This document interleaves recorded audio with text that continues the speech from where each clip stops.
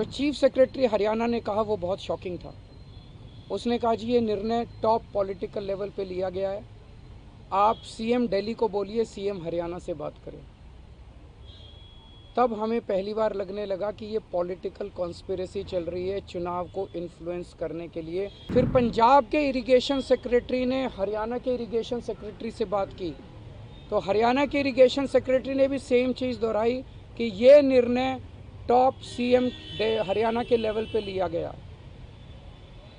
इसका मतलब ये पॉलिटिकल कॉन्स्पिरेसी थी। हम चाहते थे कि बातचीत से मुद्दा सुलझे, लेकिन 15 जनवरी को दिल्ली अमोनिया लेवल 3.2 ppm पहुंच गया और फिर उसके बाद आप अगर देखेंगे धीरे धीरे रोज बढ़ना चालू हुआ और 26 जनवरी को ये 7 ppm पहुंच गया। आतिशी जी ने, भगवंत मान साहब ने चिट्ठी लिखी चीफ इलेक्शन कमिश्नर को कि ये किया जा रहा है, आप हरियाणा को कहिए कि पानी में अमोनिया ना छोड़े।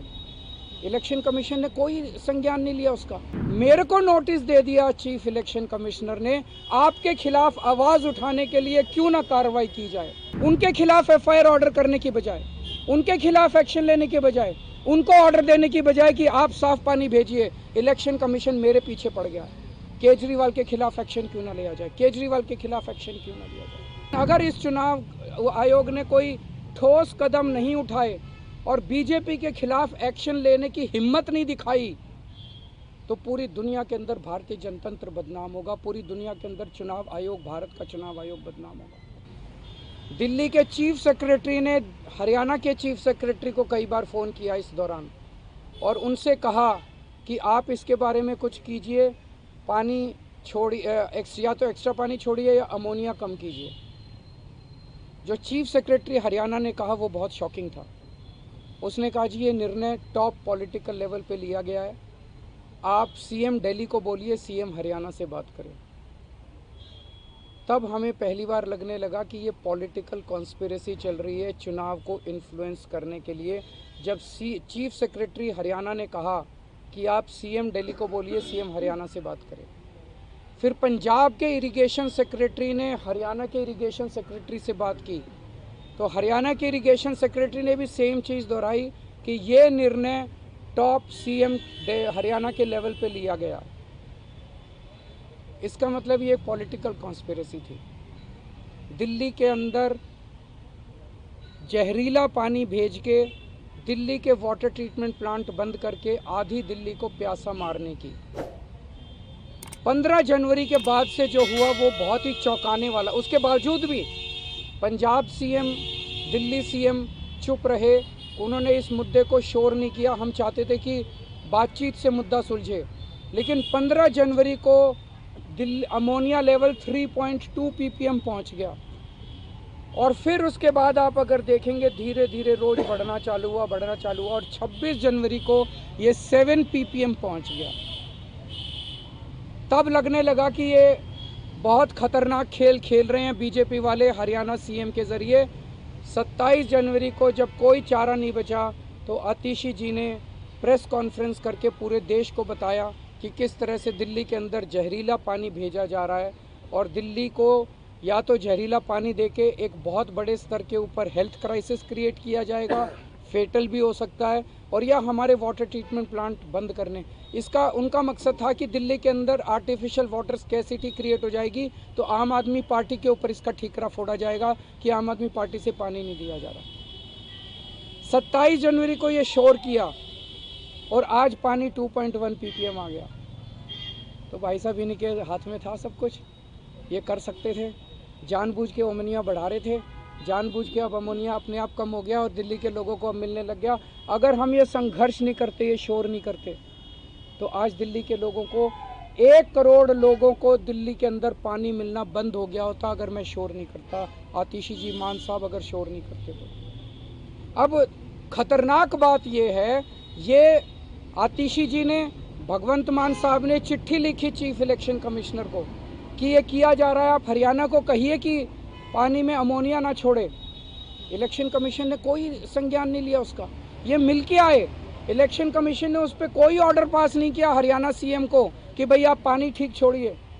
मेरे को नोटिस दे दिया चीफ इलेक्शन कमिश्नर ने, आपके खिलाफ आवाज उठाने के लिए क्यों ना कार्रवाई की जाए। मैंने दिल्ली के अंदर एक बहुत बड़ा वाटर क्राइसिस होने से बचाया, मैंने शोर किया। हमारे शोर करने से, संघर्ष करने से आज दिल्ली के लोगों को साफ पानी मिलने लगा है और पूरा पानी मिलने लगा है।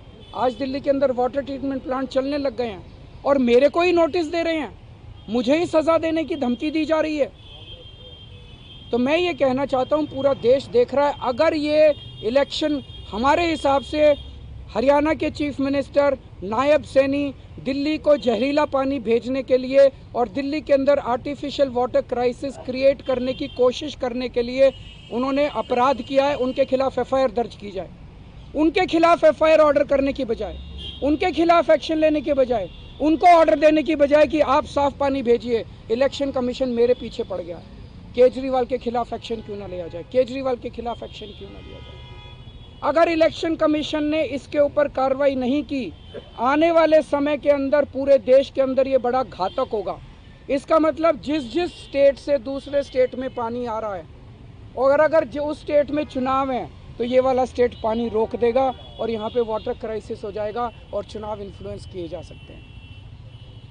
ये बहुत ही क्रिटिकल पल है, इसको नॉर्मलाइज नहीं किया जा सकता कि एक स्टेट, बहुत सारी स्टेट्स ऐसी हैं देश भर में, यहाँ से पानी यहाँ जाता है, यहाँ से पानी यहाँ जाता है, यहाँ से पानी यहाँ जाता है। जिस स्टेट के अंदर दूसरे स्टेट से पानी आता है, अगर उस स्टेट में चुनाव है तो इसका मतलब यहाँ से पानी रोक दो, वहाँ के लोगों में त्राही त्राही मच जाएगी और चुनाव जो है वो सारे इन्फ्लुएंस हो जाएंगे।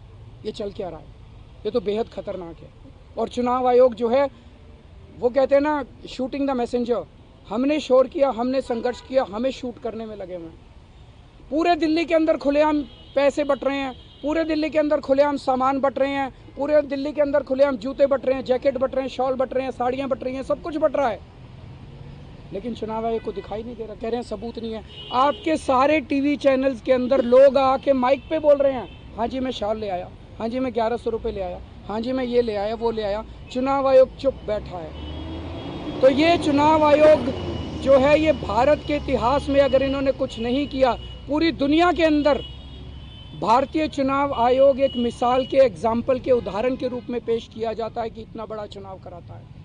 लेकिन अगर इस चुनाव आयोग ने कोई ठोस कदम नहीं उठाए और बीजेपी के खिलाफ एक्शन लेने की हिम्मत नहीं दिखाई, तो पूरी दुनिया के अंदर भारतीय जनतंत्र बदनाम होगा, पूरी दुनिया के अंदर चुनाव आयोग, भारत का चुनाव आयोग बदनाम होगा। मुझे धमकी दी जा रही है, आपके खिलाफ एक्शन ले लेंगे, आपके खिलाफ एक्शन ले लेंगे। दिल्ली के लोगों को साफ पानी पिलाने के लिए और भारतीय जनतंत्र को बचाने के लिए मुझे कड़ी से कड़ी सज़ा, जो भी असंवैधानिक और इलीगल सज़ा सुनाई जाएगी, वो सज़ा मैं खुली बाहों के साथ में स्वागत करता हूँ। सज़ा का मुझे कोई उस बात का दुख नहीं है। अभी हम सब लोग जा रहे हैं उनको, चुनाव आयोग को चिट्ठी देने के लिए। हमने टाइम नहीं लिया है, हम मानते हैं, लेकिन अगर वो मिलेंगे तो अच्छी बात है, नहीं भी मिलेंगे तो भी हम उनके गेट पे अपना जवाब दे के आ जाएंगे। साथ में हम अपनी 3 बोतलें भी ले जा रहे हैं पानी की, 7 ppm पानी की।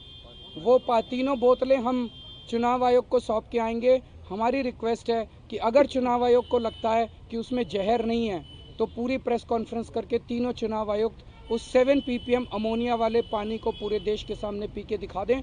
मेरे को जो सज़ा देनी है आप सज़ा दे दीजिएगा।